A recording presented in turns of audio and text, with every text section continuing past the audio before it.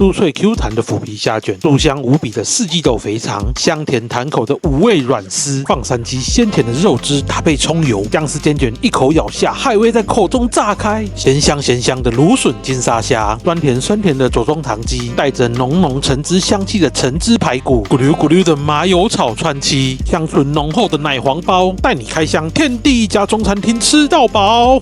你看那个 Q 弹的，有没有看得到吗？特写一下。那个晶莹剔透皮肉之间的那个胶质哦，嗨，大家好，我是冠老板。好，不要那个是谁？好，不要，就是你啦，就是你。我后面没有人啊，不要这样子，不要笑。跟观众打声招呼好不好？哎，我是餐盘先生嘛。好，今天带大家来哪里呢？其实我们之前有拍过，这里是台中乌日清新温泉饭店。上次带大家拍的是这个新彩自助百汇的西餐吃到饱。那个我们有一集在这里，连结在这边。那今天跟大家要吃什么呢？我们要带大家来吃的是同一间饭店里面中餐厅的 buffet， 叫做天地一家。我今天非常期待，因为这是我们第一次拍这种现点现做的餐厅。那我们就开吃吧 ，Let's go！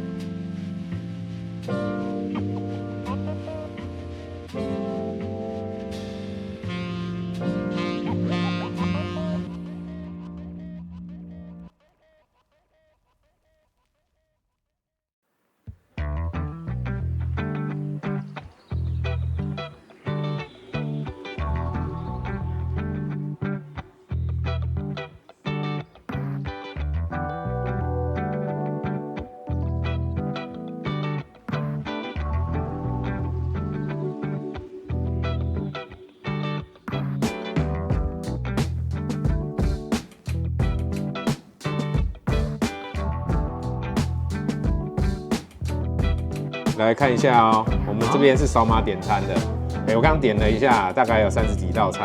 我们今天是港点加热。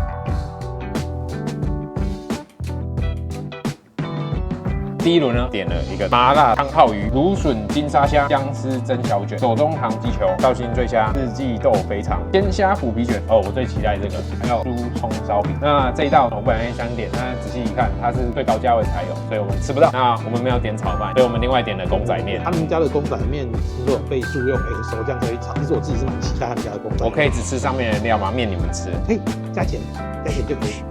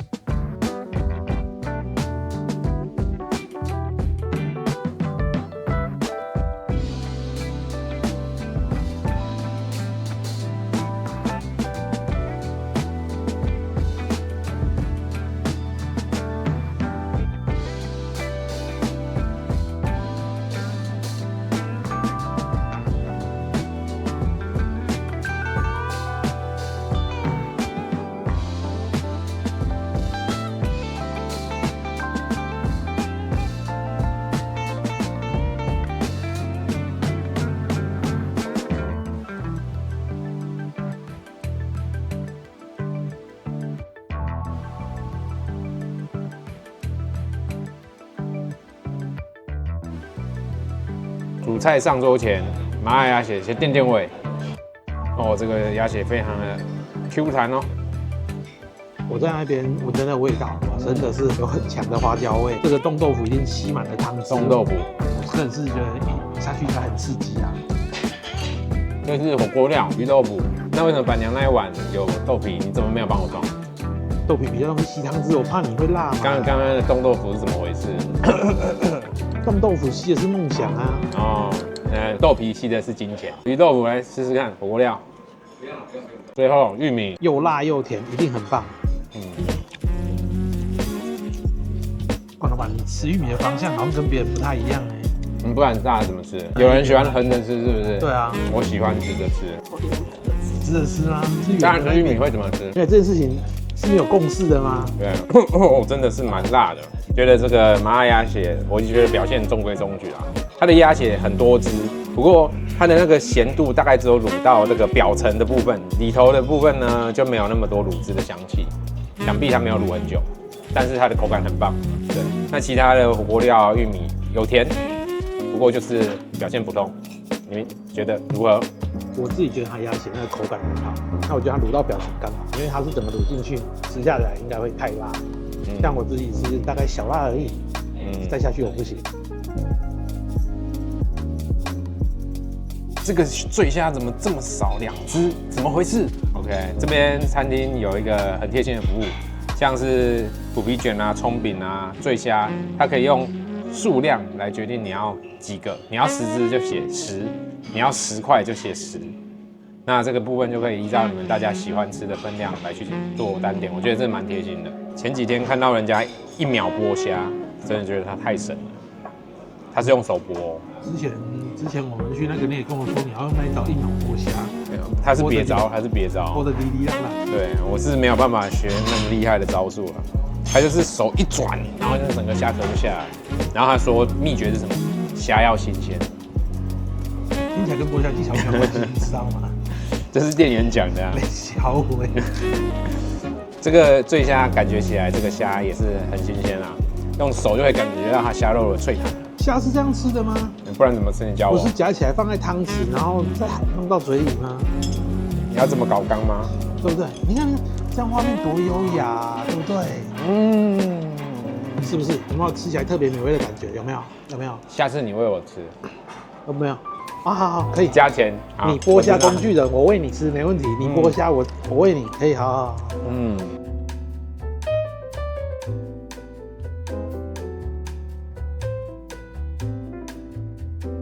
这现炸现烤的虎皮卷跟这个葱饼，我们就赶快开吃吧。哦，可以看到断面有很多鲜虾，那它有附一个这个蘸酱，我们蘸酱来吃。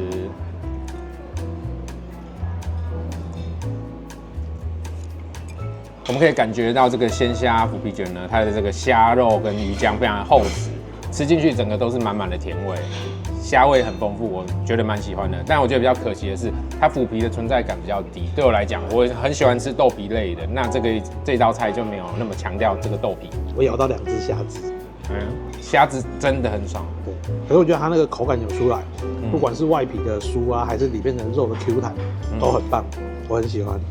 再来一份。哦，板娘说再来一份。对嘛？谁叫你点那么少？好，这道是必吃啦。必吃。那看来是三票都同意。这个是葱饼哦，撒满了满满的芝麻，然后我可以听到那个我拿起来就有酥酥的声音，录得进去吗？哇，这个酥感应该很不错。好，我就开吃哦。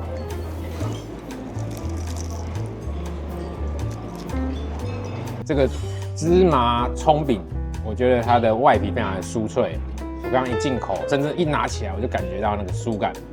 那进到口中之后，我非常意外，是它非常里头非常的湿润，那个整个葱油跟那个葱的这个甜味，整个在嘴巴里头炸开。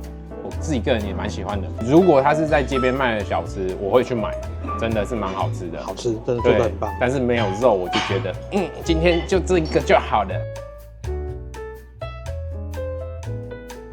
接下来这2道，右手边这一道呢是四季豆肥肠，然后左边的是海鲜公仔面。我们也看到有香菇、虾仁、猪背，这个蛤蜊看起来应该是海瓜子的那一种哦，然后炒泡面的概念。大家有没有觉得好像分量很少？其实没有，他刚刚上桌的时候满满一盘，这个板娘觉得太好吃了，现在已经吃到一半，我都还没吃，好不好？板娘说她想要一个人把这一盘嗑掉，应该是蛮值得期待的，那我就直接开吃啊！肥肠，这个四季豆肥肠啊，外酥内韧又多汁，搭配这个豆酥跟干辣椒，真的香。这么香的东西，怎么可以没有啤酒？这杯不是吗？只能配可乐跟无糖绿啊。哦，是无糖绿，我还以为那杯是啤酒呢。哎，店家有没有提供啤酒？待会问一下好不好？我觉得这个真的超级下酒的，得加钱，一定会要加钱的，对不对？啊，可是划算，真的好吃，又好吃酥又脆。开吃啦。先吃一下海鲜料。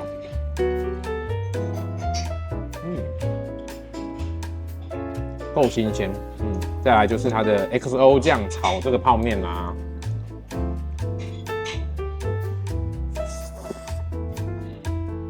海鲜公仔面呢，其实它炒的这个火候不错，那它的口味呢，我觉得是适中。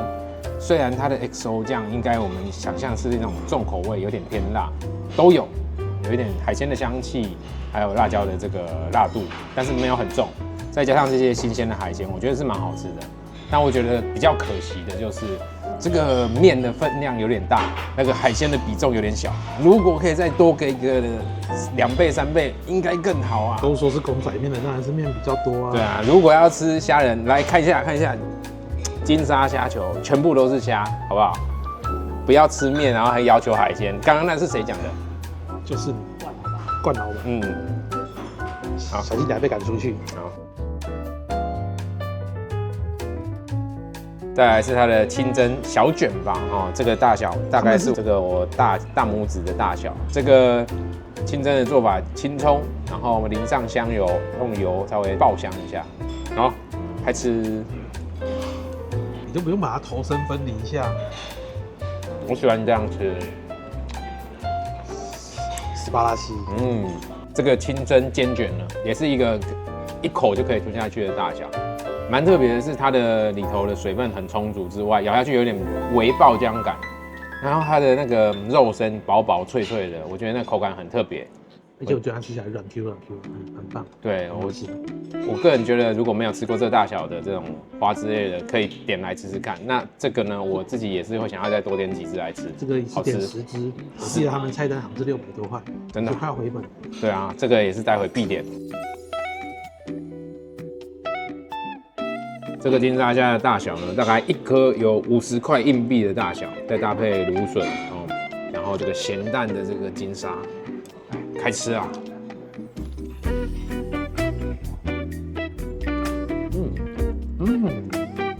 很脆。这个金沙虾球炒芦笋，糟糕，也是必点，糟糕，怎么每道都必点，惨了。好了，它的那个虾球呢，它是用酥炸粉裹起来下去炸，所以它表面会有一些凹凹凸凸的痕迹，然后金沙的那个酱汁就完完整整的扒在这个虾球上面，然后入口的那个酥脆的口感，加上那个虾仁 Q 弹脆脆的那种感觉，非常好吃。而且我非常意外，这个芦笋搭配这个酱汁也好吃哎，带一点微苦的芦笋搭配金沙的咸香，很赞，必推。我是觉得尝那个裹上去那个金沙的味道很香，很意外的，真的很棒。然后虾子也蛮多汁又酥脆。这道叫做葱油放山鸡，仔细一看上桌，这个有满满的胶质，其实就是油鸡，然后再放上新鲜的洋葱跟青葱做点缀。我自己个人很喜欢吃油鸡，比起白斩鸡，油鸡真是一个好吃的东西。你看那个 Q 弹的，有没有看得到吗？特写一下。那个晶莹剔透皮肉之间的那个胶质哦，那个超好吃。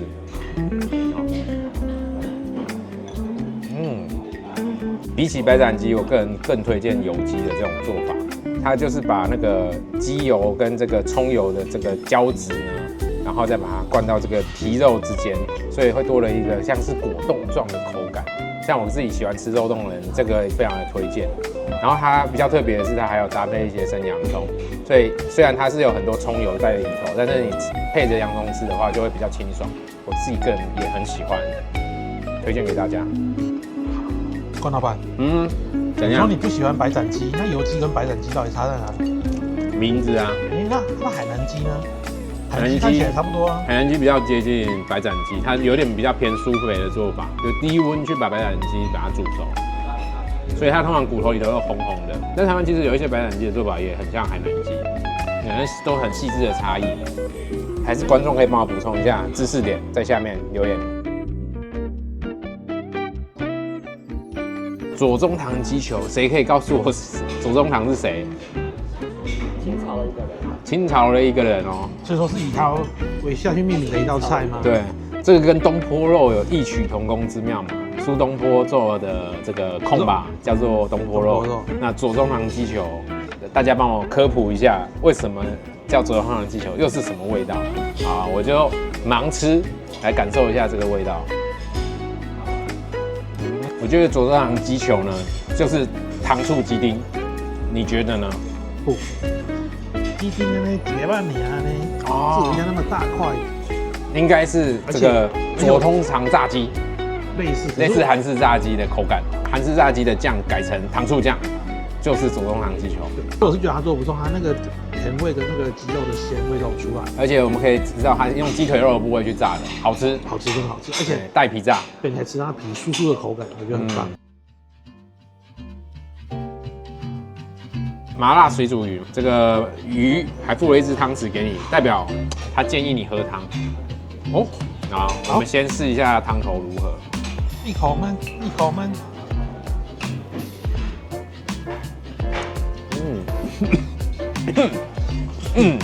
为什么要说这种事情？人家菜单上跟你标注了它很辣的，辣油蛮辣的啊。然后这个看起来这个鱼片，这是什么鱼呢？还有下面铺了一些豆芽菜，来啦，感受一下哈。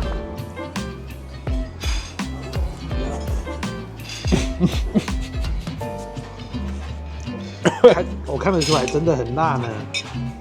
辣油用蛮重的，请大家小心。麻辣水煮鱼的感受是这样，它的辣油跟汤汁的香气蛮够的。不过我觉得它鱼片感觉很独立在这个辣汁之外，就是鱼是鱼，辣油是辣油，没有 mix 在一起。然后鱼的鲜甜味，我觉得有稍微被它这个重口味给盖掉了，所以我这道菜我自己个人就没有很爱。可能我觉得他喜欢辣的人会比较喜欢鱼片，哎，然后汤也要一点点，汤汁也要一点点，汤汁哦，对，来一点点汤汁，一点点就好了。那我们就稍微讲板娘版本。刚刚板娘特别说豆芽菜的表现很棒，所以我们决定再给他一个机会，鱼片搭豆芽菜，再搭一点麻辣烫，慢慢的进入你的口中，不可以一口气就吸进去哦，会辣到哦。它那味道像就是没呛到，但是这味道是就综合在一起了。自己觉得豆芽菜很入味，所以它跟这个整个汤汁有融合在一起。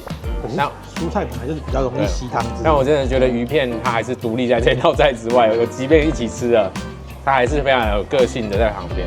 而且我吃第二口，我觉得鱼片有一点老，所以我觉得这道菜的这样的组合不是很搭。你想要让汁这个酱汁进到肉里面，鱼片又显得太老。有没有一个可能？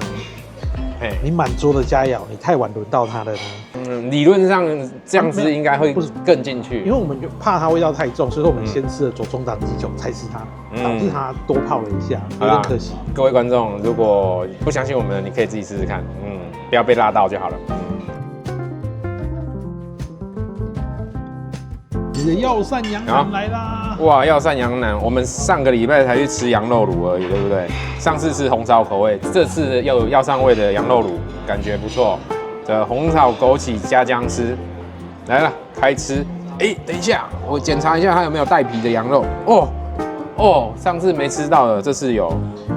我跟你讲，那一天我在吃羊肉，我确实是有吃到一片是有羊皮的。真的吗？如果说你那个是羊皮，那我确实是有吃到一片有羊皮的。这个端。我个人喜欢吃带皮带骨部位，不要玩食物。好，开吃。看起来非常的嫩，脱骨做的非常好。再来是它的药膳汤，它的药膳汤有点偏苦，药膳本来就都偏微苦一点，都是微苦，不过就我的口味啦，如果说它药膳煮到会鲜甜，它就会偏向是红烧味，是有甜味，对不过我觉得它搭配的感觉尾韵有点口感。我讲的苦不见得是缺点，就是它的风味就是苦干的那种风味。我个人也蛮期待这一道的，因为我自己是喜欢吃川七的人。那川七这个蔬菜呢，在大部分的餐厅其实不常见。我妈妈以前都常常那个老姜炒麻油川七，很好吃。你是不是知道我挑食？我不吃这个东西。你不吃这个东西，它就有一点滑滑黏黏的胶质在上面。我也喜欢滑滑啊，你喜欢滑黏黏。啊，麦克讲啊，你麦克讲啊，大概拢讲到这，我无欢喜啊。好啦，我们那你就不喜欢那种滑滑的感觉吗？我喜欢那种数钞票的声音，啪嗒啪嗒啪嗒啪嗒啪嗒啪嗒啪嗒啪嗒。好吧，来，它用的是这个薄的五花肉片，搭配川七、老姜、炒麻油味，那还有带一点哦，它还有炒红枣吧？这是香肠还是红枣？红枣啦，红枣，好像那个小香肠，一口小香肠。然后开吃啊啊！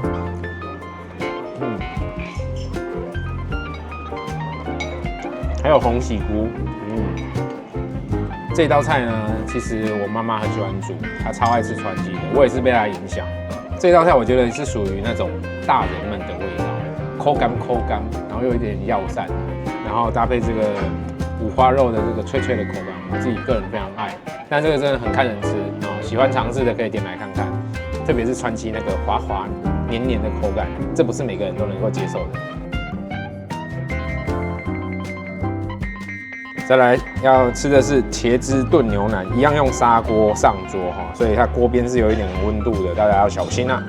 那我们就直接来开吃啊。它的牛腩的位置有一些比较带一些筋膜啊，我吃2块给大家看。不过这看起来很软嫩啊，不用入口我就可以感觉到它的软。再来一块是油脂比较丰富的一块哦，也试试看。因为它吃起来够软嫩，然后油脂也够。我刚刚吃了2块，特别是有油脂的部分，我觉得蛮甜的。还有油脂跟筋膜部分真的很香，好吃。对，像有筋膜油脂这一块，我觉得应该都很好吃。就是尽量靠筋膜边，它的肉会比较软嫩。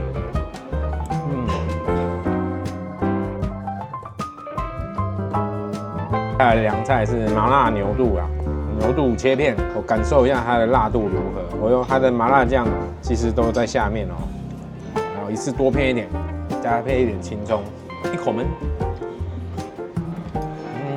老板，你有没有考虑另外一个吃法？以盘就口，一口焖，这样吗？对，不要害我。牛肚卤的适中，口感 Q 弹，然后搭配这个花椒麻辣香气很足够的麻辣汁，我觉得蛮好吃的，有点小辣，也是非常下酒菜的一种这个餐前菜啦。我们这个是5味酱软丝，对不对？它上面写软丝，它的软丝很 Q， 听说很 Q 弹哦。来，要试试看。很多人都有推荐的。我先拿一块酱少的。你可以端一下哦。端，这个地方是它的须，软丝的须，这边应该是口感最脆、最硬的部分。是不是很 Q 弹？不是硬，很脆啊。对，须比较偏脆啊。我再吃一下身体的部分，身体，哎，桌子也想吃，我的部位。也不是嘴巴，确定不是眼睛？不是哦，很脆。就是它那个须头拔出来之后这一段的那个位置，就特别脆。特别脆之外呢，它有很多构造、很多层结构，所以它口感是有点像千层的感觉。非常的酥脆。我觉得它吃起来还蛮 Q 弹的，好吃。5味酱的味道也不会到很辣。香气很够用。我觉得我对于这种花枝软丝类基本的要求是它的肉要有甜味，那这个完全达标，好吃。下面一位来啦，橙汁排骨，这个是猪肉，啊，刚刚吃了牛羊，接下来就是要来吃这种整块的猪排啦。啊，哦，他们都出热排，我觉得很不错哦。热排就是甜美，但是又不会容易干柴的部位。对，热排是我在这种4只脚的肉类上面最喜欢的部位之一。然后橙汁排骨先炸后炒，感受一下。你有吃过橙汁风味的排骨吗？有，可是比较少。我觉得他们家今天这道那个橙汁那个香气比较重一点，对，但是蛮好吃。那个后续的那个甜味有出来。对，其实橙汁排骨，你可以把它当成是有橘子味道的糖醋排骨的感觉。那它刚刚入口确实这个柳橙的香味，第一时间就充满了我们的口腔。然后还是排骨部位啊，所以肉的位置、肉的这个口感跟肉汁也都还蛮不错的。喜欢糖醋类的，建议可以再吃这一道。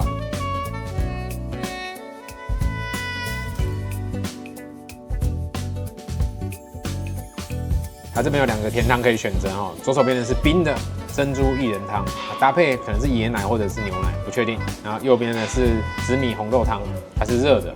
那我们就开吃吧，感受一下是什么汤头。我看他那样看，我很期待，但是我很怕它是椰奶。糟糕，木蛇。来，板娘也要喝一下，感受一下。薏仁汤，它煮了这个白白的，应该是椰奶，要么就是牛奶，要么就是椰奶啊。应该是椰奶。老板，你的舌头是？我刚刚可能还在那个上一道菜的味觉被困住了。等一下，我还没吃到薏仁，板娘把它吃完。不是，你自己不吃还怪人家。啊，它的珍珠薏仁应该指的是这个品种。薏仁有一种大的，口感比较硬，然后另外一种是小的，这种口感比较 Q 软。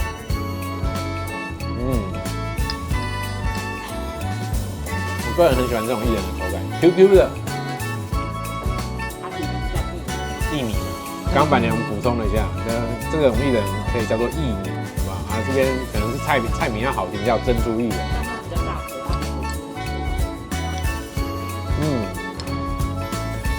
我觉得这是一个非常好吃的椰汁甜汤，冰冰凉凉的，非常的消暑。今天好像是冬天哦。老板，冷的喝完了，是不是应该来一下热的？冰火九重天是吗？对，这种冷的天就是要来点热的啊。对啊，喝之前要跟大家讲，我个人很喜欢紫米的香气，所以有紫米的东西，我觉得原则上是一定爱吃的，好不好？先立 flag， 这是紫米红豆沙。对。它的红豆给的分量非常的足，满满的都是红豆，而且它炖的非常好，这整个几乎是含进去就化开了。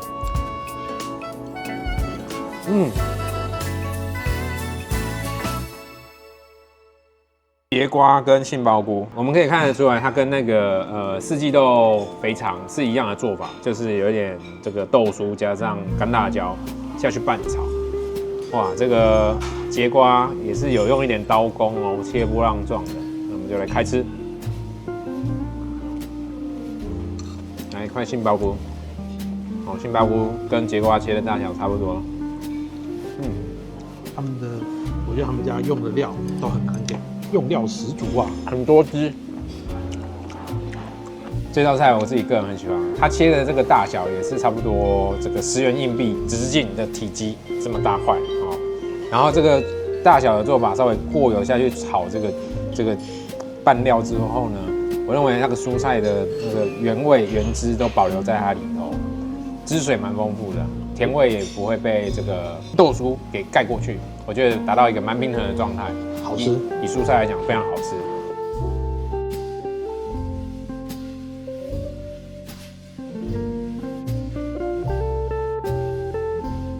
刚上桌的还在庆渊，我心中曾经有一个很厉害的奶黄包，吃过那个之后，我对奶黄包的要求其实蛮高的。让我们开箱看看。对，听说很烫哦，有点烫，有点烫，就修哦，在这里真的烫。但是这个我觉得，等一下我们再过5秒再开拍这样子，真的是有点烫。这个啦。看到美味你就忍不住手了。没有，建议你咬一口不要扒开。咬一口我是嘴巴烫啊！哎呀，我是担心它流到你整只手都是，它里面那个哦，这个有点油脂感，哇，这个有可能是我喜欢的那一种哦。哇塞！哦，很烫，真的很烫。我光看那个冒出来热气，我就感受得到了。好吃，是我喜欢的那一种。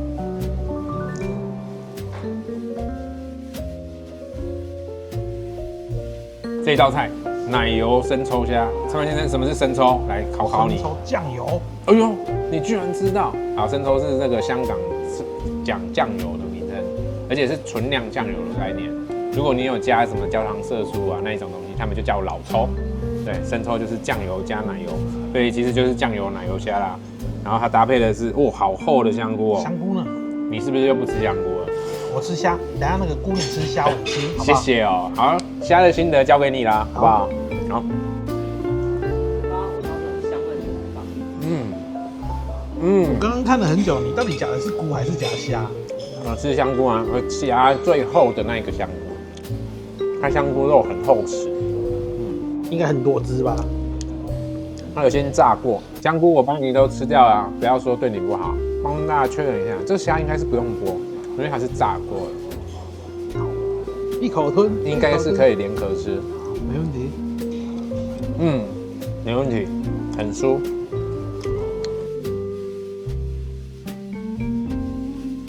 接下来这是冰火菠萝油跟旁边的小蛋挞，当然这个菠萝油它的牛油奶油上来的时候一定要先吃，感受它那个冰火五重天的那种口感。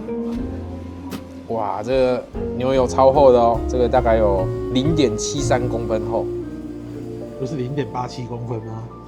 你猜什么意思？开吃。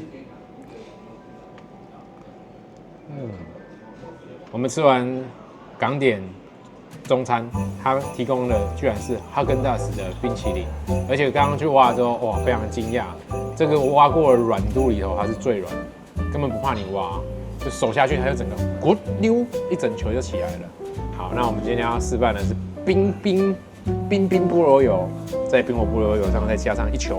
不是哈根菠萝油吗？哈根听起来有点奇怪啊。先把它打开，哎呀，它切的不够深啊，我帮它开一点，然后再把我们的哈根达斯放进去，然后再把它夹起来。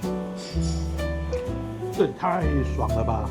好，这个咸香的奶油、牛油，加上我今天挖的是草莓口味，还有它的这个菠萝面包，看起来就非常的好吃。我突然有点担心，会不会香港人很大？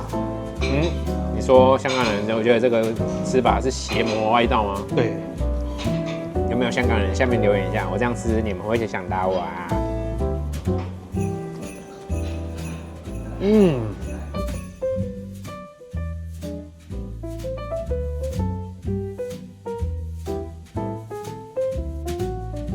最后加点时间过了，我们刚刚港点各点1份，但是我们忘记一件事情，它有些1份是1颗，所以有些东西蔡曼先生吃不到啦。你可以加钱，吃不到还加钱，你老师什么都加钱。我可以等下一轮嘛？下一轮哦，就已经没有办法加点了。好啦，我们下次再来吃没关系。这一间餐厅应该也是会来2刷以上，好不好？那我们就我吃1点，蔡曼先生吃1点，我们再来给感想啦。那你要从哪一个先下手呢？我看这个汁水丰富的蒸虾球，这看起来我期待它有荸荠，我个人蛮喜欢荸荠的，看起来好像有。是酱油派还是不吃酱油派呢？我通常第1轮都是不沾酱啦，没关系，试试看。第1轮不能这样，你这样一口下去，还会有第2轮吗？2房餐厅的时候就有了。这个蒸虾球非常好吃，跟刚刚那个虾卷，这里还有一个，对，的里头的内馅应该是异曲同工，非常的脆，然后我们又吃到虾仁一块一块的口感，鲜甜好吃又多汁。有吃到你想吃的荸荠吗？这一道没有荸荠，但是表现也很赞。它只是少了一个烤的口感。对，我这个推荐。哦，这个如果我刚来吃10颗都可以。再来是这个鲜虾水晶饺，这个也是每个地方必吃。老板都是挑高单价的价钱，对不对？对，海鲜、肉类。我来猜猜看，等一下你会留给我的应该是这颗糯米丸子，跟这颗一点蟹黄烧麦。这个水晶饺的那个皮非常的 Q 弹，我喜欢。然后刚刚那个虾的鲜味，我觉得蒸虾球是更鲜甜。那这个的表现就比较中规中矩，但是算是一个合格的这个水晶虾饺，好吃，够弹。对，好吃都好吃。哎呀，那我们下面一位到底是谁呢？好啦，我把饺类也一起吃完了，类似的饺，这应该是韭菜饺吧？看看蛮绿的，感受一下啊，忘记菜名了，记得补充一下。生活要精彩，必须带点绿。然后剩下的交给餐盘先生品尝啦。这一道一直是我自己个人最爱的珍珠丸，对，一直是我最喜欢。然后我会蛮喜欢沾一点酱，我鱼酱带一点那个酱油的香气这样子。然后就先吃啦，开吃。再来这个蟹黄烧麦，他们家这种蟹黄烧麦我很爱。我刚刚吃的糯米丸子，我觉得肉的口感它不是用肉酱，就是说，它比较偏向绞肉口感。我很喜欢肉饺口感，它就不够。那我们现在换吃这个蟹黄烧麦一下。哦，肉感不太够就是了。对，也是来一点点酱油。开吃啦！蟹黄烧麦那个里面的肉，它肉口感比较好，比较有肉饺的感觉这样。我觉得这种绞肉类的，我个人都喜欢这种咬感比较好的。蟹黄烧麦的咬感非常好。剩下这个唯一有2颗的这个汤包，不过这个汤包很明显不是手工捏的，这应该是机器做的，但没关系，重点是内馅好吃比较重要。来，最后一道菜啦，好不好？可以，夹不起来吗？可以夹起来了。好了，干杯一下，最后一道菜了。我还是一样要沾个酱油啊。我原味，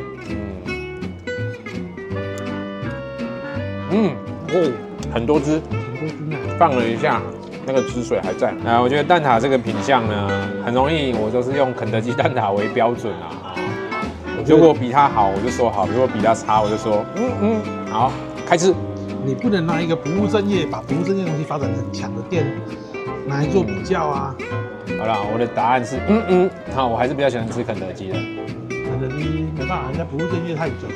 对，不过我觉得它在蛋挞里头还是算是前段班啦。它是相对蛮好吃的。对，那个千层的感觉有做出来，蛋汁也算是够多，够嫩。对，不会说有的就是都是薯饼，它说蛋它溢着一点点。对，还不错。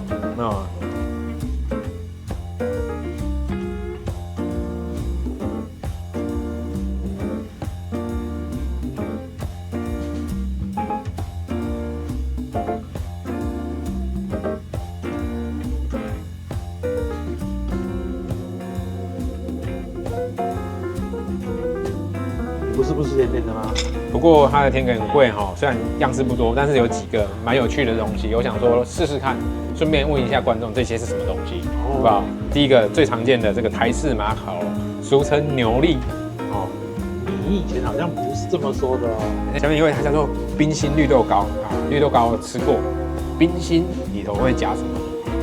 对，加绿豆糕，但是加绿豆啊。冰心是什么？我在问冰心啊！哎呀，好，在右边这一位看起来很像巧克力，也叫做花生驴打滚。那个我真的不晓得这是什么东西啊，大家补充一下啊。滚了之后会长起气哦。那个老板，你能补充一下，外面的花生粉是在地上滚来滚去。我也不晓得，看起来脏脏的，所以就是驴打滚。好。然后最后面这个白色的叫做雪月玉，什么冰卷的，糟糕！好，那个陈本先生补充一下。好了，我们就开吃。这个猜一下它冰了什么东西？它的断面有什么？看起来有一点感觉像是红豆，我也觉得像红豆泥，试试看。这个。我觉得它叫冰心有点奇怪，它外面是绿豆糕，里面是红豆泥，没有冰心的感觉。没有，是因为这条是放在冰墙，它吃起来冰心，但是你仔细吃一下，它吃起来是比较像是羊羹那种羹感，羊羹吗？里面的红豆是像羊羹那种羹感的感觉，但是没有到羊羹那么冻的感觉。对，我还是觉得偏沙沙的泥状因为主要是绿豆粉的关系。你说现在有点像羊羹的那个它里面有点像羊羹，对。我觉得它这样很好吃，这个我喜欢，蛮好吃的，对，蛮好吃的。好，下面一位，那我们来试一下驴打滚，到底中间是包什么？这个知道典故的也麻烦帮我们补充一下。切开，有点像是麻糬的口感。因为它就是一种花生麻糬。然后我们看一下断面，外面我猜这个是黑糖麻糬啦，里头包一点花生泥跟花生粒，黑糖麻糬的外皮裹上黑糖粉，中间包的是有点像有颗粒的花生酱。我觉得喜欢吃花生酱制品甜点的人，这一道非常推荐。还有黑糖跟花生同时存在在这个爆甜点上，味道非常丰富，我个人也蛮喜欢的。剩下的最后一道了，也是麻糬制品，把它切开一下，看起来是红豆泥加上就是应该不会也是绿豆吧，白色的麻糬皮包上红豆泥，中间那个白白的也基本上吃不太出味道，吃得出来那是绿豆，是绿豆，是绿豆，所以就是刚刚的绿豆糕把它包在里面的概念。所以它就是做一层层层糕点的方式，然后让味道更丰富，因为绿豆粉粉的那个香气，加上红豆泥的口味，以及麻糬那种 Q 弹。然后那种糯米的香气都混合在一起，我觉得非常好吃。我比较喜欢上一个这个驴打滚花生味的，我反而比较喜欢冰心跟后面这一道。驴打滚它那个黑糖香气，可能它再少上黑糖粉，我觉得有点黑糖气太浓郁，我觉得差了一点点，对，被抢走。最后台式马卡龙，你直接吃掉啦，不多说，不留给你吃哦，没关系吧？可以一口吞，一口吞。干死你，很干吧？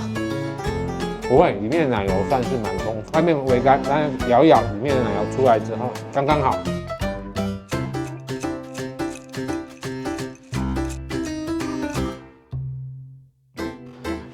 结尾了，结尾了。好了，又到结尾时间了。在那之前，记得帮我按赞、留言、订阅，再开启小铃铛。今天算是我们频道里头第一次开箱那种现点现做的中餐厅吃到饱。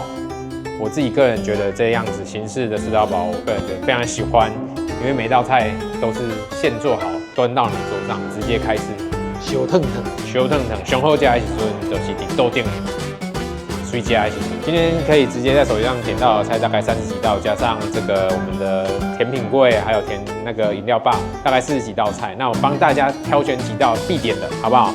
首先第一道，我认为它的虾系列都蛮强的，不管是白虾的，或者是这种虾泥、虾饺类的。那我自己最推荐的是它的这个虎皮鲜虾卷，真的非常好吃。它的这个虾肉的厚实感，还有这个它的这个鱼浆的脆口度都非常的棒，搭配它的蘸酱，真的值得一吃。我们今天真的是点2轮啦。可是我自己觉得他们家的四季非常不错，四季豆的酥脆，还有那个肥肠，哇，那个炸酥到不行，那个蒜酥的香气，哇，真的是一口接着一口。真的有点可惜，他们没有提供啤酒啊。如果有啤酒的话，搭配这道菜真的是太赞了啊！就喝爆好不好？对啊，那另外一个我觉得很下酒的是它的左宗棠鸡球，它其实是那种类似炸唐扬鸡，裹上糖醋酱那种感觉哦，甜甜酸酸的，甜甜酸酸的，我觉得那个很棒，非常好吃。另外，我觉得这里面值得推荐的海鲜类是它的姜丝蒸煎卷，另外一个是它的5味软丝。这2个我觉得它的这个海鲜的新鲜度跟甜度都很棒。那我特别推荐煎卷，因为它煎卷的这个口感真的是蛮意外，在我意料之外的。薄薄的这个肉身，但是它却带来这种很脆口的口感，真的非常好吃。而且你一口进去一起咬，真的有那种爆汁感，非常好吃，值得大家尝试一下。我自己是特别喜欢他们家的那个冰火菠萝油，就是它那个表皮很酥脆，然后那个奶油又给的很大块，就算你把它掀开拿来夹冰淇淋，也是一种享受。对，我觉得很棒。那个奶油厚度真的很棒，0.78公分嘛，你讲的87，0.87，你不要偷骂人哦，你不要偷骂人哦。2个都是在骂人吧？78跟87有什么不一样？不一样哦，不一样哦。OK，这个冰火菠萝油，我觉得它的那个大小刚刚好，作为饭后甜点加冰淇淋很赞。对，那个真的点一份来吃不后悔，不后悔。清新温泉饭店的这个天地家中餐厅吃到饱，个人非常的推荐。而且刚刚蔡曼先生在拍摄的时候讲说，他要准备带家人来吃第2轮了，好不好？真的好吃，真的他们家的东西很棒，我也很推荐。如果这边的这个西餐吃到饱跟中餐吃到饱，我个人更推中餐，真的。第一个是他们家分量可以控制，然后东西又好吃，现点现做是重点，好吧？好了，大家不要忘记了，每周五早上6点，早起的鸟儿有通知，我们准时上片哦。那我们就下集再见啦，拜拜。不是有把费吃吗？